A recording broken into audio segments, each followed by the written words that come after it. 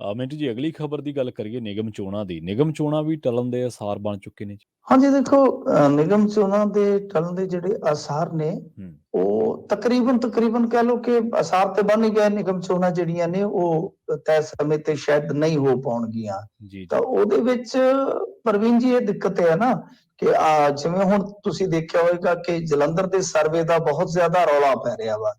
ਪਿਛਲੇ ਦਿਨੀ ਜਲੰਧਰ ਦਾ ਜਿਹੜਾ ਇਹ ਸਰਵੇ ਹੋਇਆ ਸੀਗਾ ਤਾਂ ਉਹਦੇ ਚ ਕੀ ਹੋਇਆ ਕਿ ਜਿਹੜੀ ਵਸੋਂ ਵਧਣੀ ਚਾਹੀਦੀ ਸੀਗੀ, ਮਤਲਬ ਕਿ ਜਿਹੜੀ ਵਸੋਂ ਵਧਣੀ ਚਾਹੀਦੀ ਆ, ਕਿਉਂਕਿ ਮਰਦਮਸ਼ੁਮਾਰੀ ਲਾਸਟ ਜਿਹੜੀ ਹੋਈ ਆ ਉਹ 2011 ਚ ਹੋਈ ਆ ਤੇ 10 ਸਾਲਾਂ ਬਾਅਦ ਹੋਣੀ ਸੀ। ਕੋਵਿਡ ਕਰਕੇ ਹਾਲ ਦੀ ਕਦੀ ਉਹ ਕੰਮ ਨਹੀਂ ਨਹੀਂ ਕਰ ਸਕਿਆ।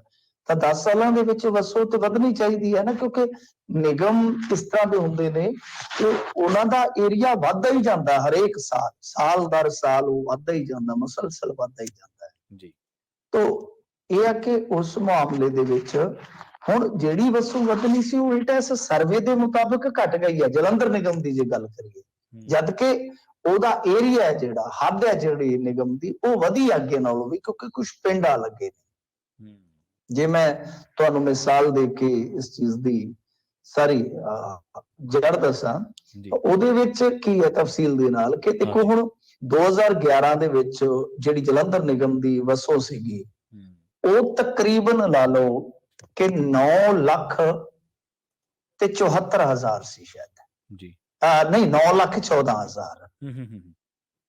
ਹੁਣ ਹੋਣੀ ਤਾਂ ਚਾਹੀਦੀ ਹੈ ਕਿ 10.5 ਲੱਖ ਜੀ, ਮਤਲਬ ਕਿ ਹਿਸਾਬ ਦੇ ਨਾਲ ਇੱਕ ਅੰਦਾਜ਼ੇ ਦੇ ਮੁਤਾਬਕ ਕਿ ਜਿਸ ਹਿਸਾਬ ਨਾਲ ਇਹ ਵਸੋਂ ਵੱਧ ਰਹੀ ਆ, ਵਸੋਂ ਵਧੀ ਹੈ 10 ਸਾਲਾਂ ਚ ਪੰਜਾਬ ਦੀ ਜਾਂ ਹੱਦ ਵਧੀ ਆ, ਉਹਦੇ ਮੁਤਾਬਕ ਇੱਕ ਅੰਦਾਜ਼ਾ ਹੈ ਕਿ ਬਈ ਇਹ ਘੱਟੋ ਘੱਟ ਜਿਹੜੇ ਆ ਵਸੋਂ ਦੇ ਅੰਕੜੇ ਉਹ ਅੱਗੇ ਜਾਣੇ ਚਾਹੀਦੇ ਨੇ। ਤਾਂ ਉਹ ਜਿਹੜਾ ਮੈਂ ਤੁਹਾਨੂੰ ਅੰਕੜਾ ਦੱਸਿਆ ਵਾ ਕਿ ਜਿਹੜਾ ਅੰਕੜਾ 9,16,000 ਦਾ ਐਗਜ਼ੈਕਟ 9,16,000 ਦਾ ਅੰਕੜਾ ਸੀਗਾ ਉਹ ਡਿੱਗ ਕੇ 8,74,000 ਰਹਿ ਗਿਆ। 10.5 ਤੇ ਉਹਨੇ ਜਾਣਾ ਹੀ ਕੀ ਸੀਗਾ।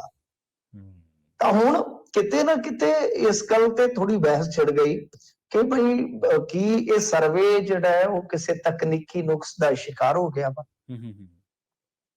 ਤੋ ਇਸ ਕਰਕੇ ਹੁਣ ਇਸ ਮਾਮਲੇ ਦੇ ਵਿੱਚ ਇਹ ਜਿਹੜੀ ਇੱਕ ਸੰਭਾਵਨਾ ਬਣ ਗਈ ਕਿ ਸਰਵੇ ਦਰੁਸਤ ਕਰਨ ਦੀ ਜ਼ਰੂਰਤ ਹੈ, ਸ਼ਾਇਦ ਦੁਬਾਰਾ ਕਰਨਾ ਪਊਗਾ। ਇਸ ਤੋਂ ਇਲਾਵਾ ਵਾਰਡਬੰਦੀ ਵੀ ਕਿਤੇ ਨਾ ਕਿਤੇ ਸੁਰਖੀਆਂ ਚ ਹੈ ਕਿ ਵਾਰਡਾਂ ਵੀ ਤੁਹਾਨੂੰ ਪਤਾ ਹੀ ਨਾ ਵਧਾਈਆਂ ਜਾਂਦੀਆਂ ਨੇ ਘਟਾਈਆਂ ਜਾਂਦੀਆਂ ਨੇ। ਤਾਂ ਜਿੱਦਾਂ ਹੁਣ ਅੰਮ੍ਰਿਤਸਰ ਜਲੰਧਰ ਇਹਨਾਂ ਦੇ 85 ਵਾਰਡ ਆ, ਲੁਧਿਆਣਾ ਦੇ 95 ਆ, ਪਟਿਆਲਾ ਦੇ 60 ਆ ਤੇ ਫਗਵਾੜਾ ਦੇ 50 ਆ।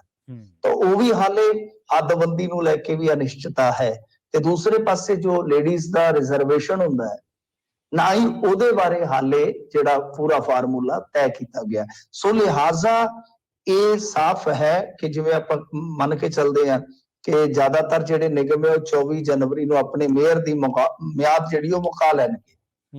ਪਰੰਤੂ ਕਿਸੇ ਵੀ ਸੂਰਤ ਦੇ ਵਿੱਚ ਜਨਵਰੀ 'ਚ ਇਲੈਕਸ਼ਨ ਸੰਭਵ ਨਹੀਂ ਹੈ। ਹੁਣ ਮੰਨਿਆ ਜਾ ਰਿਹਾ ਕਿ ਅਪ੍ਰੈਲ ਦੇ ਵਿੱਚ ਤੇ ਭਾਵੇਂ ਜਾ ਕੇ ਕਿਤੇ ਇਲੈਕਸ਼ਨ ਹੀ ਵੇਖਣ ਨੂੰ ਮਿਲਣ, ਨਹੀਂ ਤਾਂ ਪਹਿਲੇ ਮਹੀਨੇ ਵਾਲਾ ਜਿਹੜਾ ਇਲੈਕਸ਼ਨ ਦਾ ਜੋ ਇੱਕ ਇਮਕਾਨ ਸੀਗਾ ਉਹ ਤੇ ਬਿਲਕੁਲ ਹੁਣ ਧੁੰਦਲਾ ਹੋ ਚੁੱਕਾ ਵਾ।